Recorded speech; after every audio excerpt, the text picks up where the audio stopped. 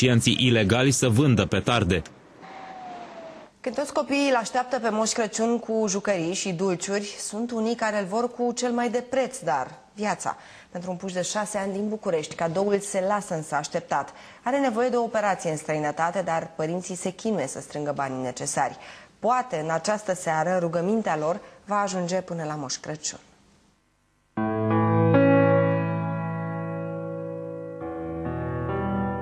El este Victor și are 6 ani. Copil de grădiniță, a învățat deja să scrie. Doar i-a scris lui Moș Crăciun. Vreau un computer și o pistă.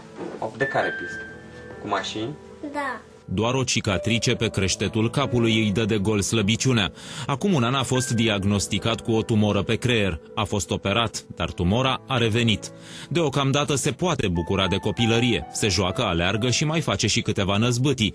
Când însă tumora va crește, pe Victor îl vor doborî durerile de cap. Părinții lui vor ca moșul să-i aducă o viață nouă. La ultimul tomograf am aflat că a recidivat și are cu mult peste cât a avut inițial. Pentru a primi și la anul cadouri de Crăciun, Victor are nevoie de o operație în străinătate. El a fost acceptat de către medicii uneia dintre cele mai bune spitale din Germania. Familia are însă nevoie de 30.000 de euro. E foarte cu minte, foarte deștept, foarte ascultător.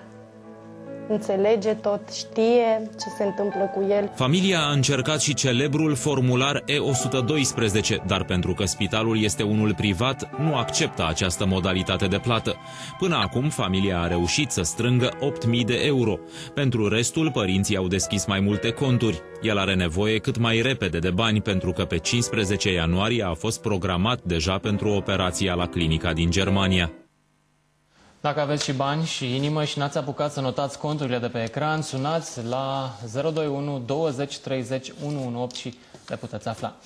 Continuăm observatorul. Castelul de la Săvârșini și-a deschis astăzi porțile pentru colindători. Sute de oameni veniți din toată țara sunt răsplătiți